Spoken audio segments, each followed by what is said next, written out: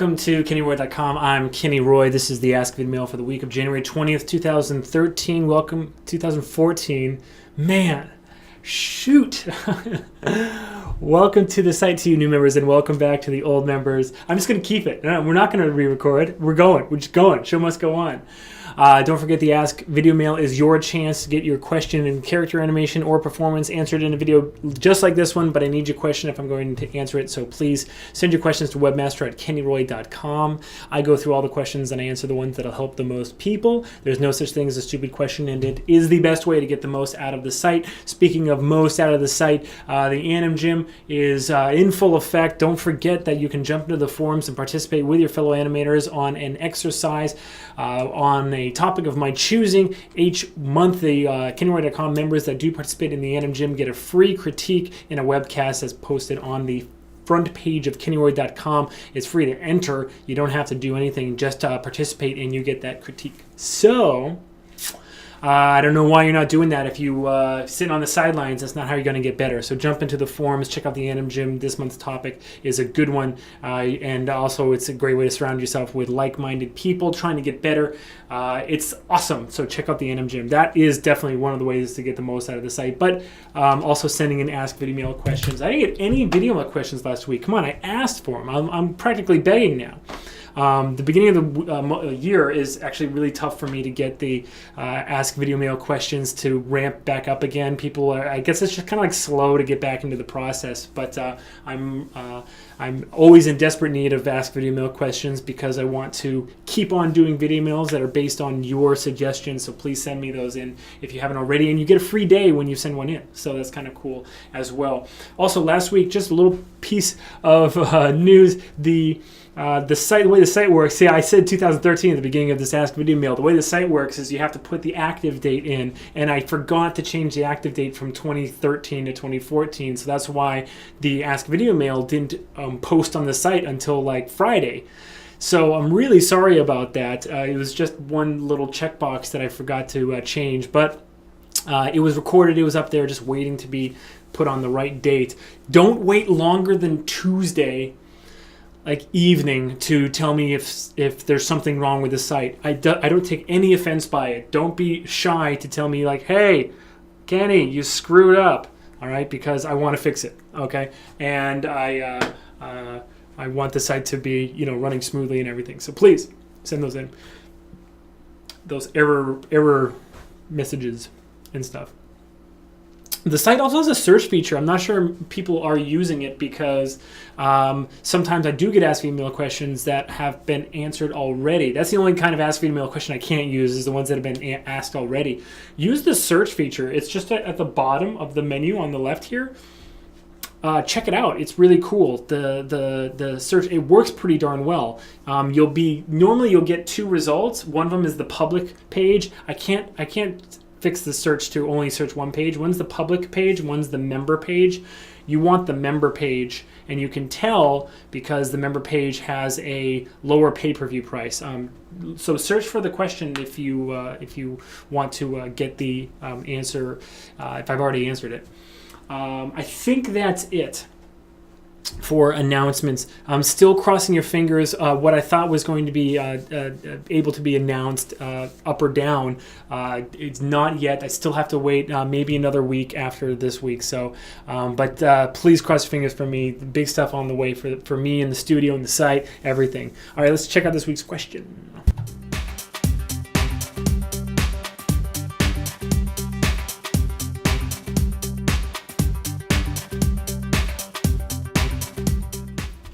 Great question. I don't want to give the normal real advice like don't, animate a shot or animate a piece of dialogue from an animated film. Don't do anything that's like distasteful. I don't want to give you the normal advice. I'm gonna say something that you don't hear normally that often, which is animate a normal person.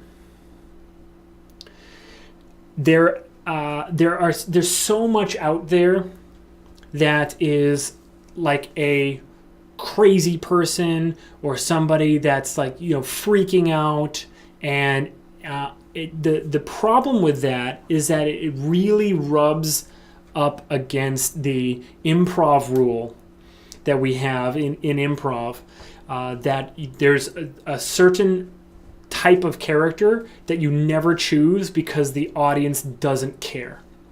All right? And that's somebody who is either way too young or way too old. Okay? Drunk or high, so like intoxicated. Just crazy. Just they're an insane person. Way stupid. And I think there's one more. Drunk or high, too old, too young, crazy or stupid. I can't remember if there's one more. I think it's just those four. If it dawns on me, I'll bring it back up. And it's a very simple reason why. Take you and me. You and me are two completely different people, right? You probably are not 6'3", maybe you are. You might not be male, though you might be. I have a arm sleeve. You probably don't. I enjoy running in the morning at the butt crack of dawn. Maybe that's like your idea of a nightmare. There's all these things that are completely different between us. Okay? I joke inappropriately when I'm nervous. Maybe you clam up or maybe you lash out. We're totally different people.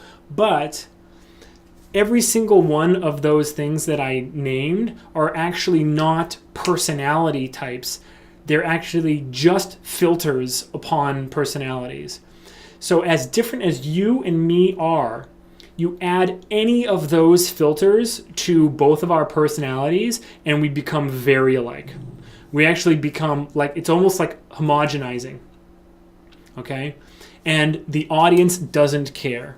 In improv, what happens is you come out and the worst scene to start is when you stumble out onto the stage like drunk. And then what ends up happening is like somebody else comes out and they're like, woo, this was a great party. And they're drunk too. And then all of a sudden you've got like 4 or 5 improvisers on stage. They're all drunk and the audience wants it just to end. They want to die. It's so boring and there's no stakes. And the reason we avoid those filters is because of that homogenizing effect. Okay? There's so little performance that's possible that like to get through that filter. Okay? If you're extremely drunk or high, you're basically acting the same as everybody else. And how are you going to demonstrate to the audience that you understand subtlety and nuance of character if you have to first put up that filter of really realistic and believable intoxication? They're stumbling around, they're slurring their words, or if they're drunk. If they're high, they're like seeing colors and they're like philosophizing about like crazy things and they're acting like a stoner or whatever. And maybe that person has like some very profound ideas on love, but they're going to be lost on the audience. Same thing with way too old and way too young. Way too old is sort of borderline into the crazy one because it's just kind of assumed, at least in Western culture, not so much Eastern culture, but in Western culture, that they're kind of like totally out of it, senile, or haven't kept up with the times. All right, so everything is kind of, they're almost like alien. Okay. Oh, that was the 5th one, alien. Don't pick an alien. And it's the same reason. So the way too old kind of borders on those because they're senile. It's almost like they're crazy. And if what's this bippity boppity thing you guys are always texturizing on and all that. It's like, okay, well, are we really excited to watch somebody discover the world around us? No, you want to be on the same page as them so that you can relate to them, right? Same thing with way too young. Way too young is, again, discovering the world around you and just having that extreme childlike innocence is not fun to watch, okay? Because then the audience is thinking, oh, well, this person has zero experience. I'm not really going to get much from this. And anyone who has children knows being a parent is like 99% just like repetitive, really laborious, hard work. And like the 1% of the time, they'll do something that is absolutely unbelievably profound, and it could be the smallest thing, and you'll take it with you for the rest of your life. But the audience is not going to sit around for hours waiting for you to kind of like discover that one super profound, innocent thing, right? So we talked about drunk or high, too young or too old, insane. Well, it's just they're crazy. Okay, and that also means somebody that's driven to insanity. Okay, so people, like, if you're choosing dialogue for a shot and it's a person that is in love, but they're in love to such a point, they're in that moment of like ecstatic, almost craziness, and they're screaming at the top of their lungs, then that is, again, it's just a filter. Okay, it's not their personality, it's not their subtlety and their nuanced approach to love. It's just that moment of insanity, and anybody can make that performance choice. You as an animator are not raising any eyebrows by showing us somebody flailing their arms, screaming, running in a circle, like, I'm in love, I'm in love, I'm in love. Right? It's much more profound for you to animate that subtle moment when somebody realizes that they can't live without somebody else. They're making the wrong choice. They're getting on the plane or getting on the boat, and the love of their life is being left behind. And that small quiet moment, that is way more profound than, love at first sight and running through traffic to get to this person who you just saw. It makes no sense, doesn't it? Okay, so drunk or high, too young, too old, crazy, stupid. The stupid is kind of bringing the childlike innocence, like the discovery and the misunderstanding about the ways of the world, into adulthood. Okay, so I'm not sure if this is offensive to anybody, but you can't have really stupid characters be interesting, because it's like Rain Man, right? It's like Rain Man in that he was a savant, but he was completely his social skills were completely debilitating, and he acted very stupid, right? Dustin Hoffman's character, I can't remember what their names were, but Tom Cruise's character had to go through hours and hours and hours of basically working with him and around him, and then sort of the nuance of their relationship, their brotherly relationship, kind of like ended up coming out. All right, but the audience doesn't have the time to sit through a single shot, or an improv performance, or anything short form, and actually get to that nugget, get to that seed that something can grow out of. Okay, so stupid characters as well. So you don't want to animate something where there's someone like, duh, what am I doing? It's not going to be funny. It's definitely not going to be funny. It might be totally offensive, and you're doing no performance, because everybody who is stupid at face value looks the same to an audience. There's a lot beneath that. I'm not saying, look at any film, like Rain Man, Forrest Gump, perfect example, Forrest Gump, right? There's a lot behind there, but it's subtle and it's nuanced, and he wasn't acting like a complete idiot the entire time. He had some really childish misconceptions about the world, but for the most part, he was acting pretty normal. All right, and the last thing is Alien. An alien is not someone that's insane or stupid, but they still have that total crazy approach to everything. Like, oh, what is this? A block of cheese? Oh, this must go on my head. I am not an earthling. All of that kind of like silly, nonsense is not proving to somebody watching your animation that you know how to make the really intelligent performance choice and get to that nugget. Okay, so avoid all of those when you're picking shots for your scene, and animate like a normal person, just a normal interaction.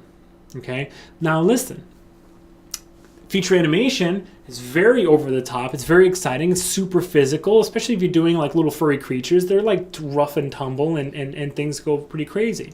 But there are definitely some also other parts that are, you know, a little bit more normal, and where the audience is supposed to like relate to what's happening.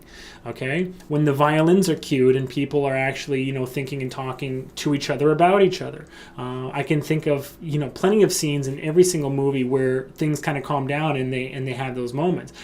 Those shots go to the best animators every single time, and that's where you want to be. You want to set yourself up for that. Not only that, you also want to be kind of the go-to for these performance choices in the rest of the film as well. Okay? So, my best advice right now, I'm not sure if this has changed. The other part of the question says, has anything changed like recently? I'm not sure if anything has changed, but my best advice now is I'm seeing way too many crazy stuff. And it's getting... It's undermining the animator who created it. It's undermining their ability to demonstrate their performance choices when you layer on all of these different filters to personality. Okay, so my best advice right now: animate a normal person. Okay, just saying a normal thing to another normal person. Okay. Great question. Please send in more questions. I'd love to get like flooded with questions this week. Don't forget, you get a free day every question you send in. So send in 5, and I'll give you all that time. Send them to webmaster@kennyroy.com. Looking forward to doing a lot more with you guys. Cross your fingers for me, please. Good luck with your animation, and as always, rock on.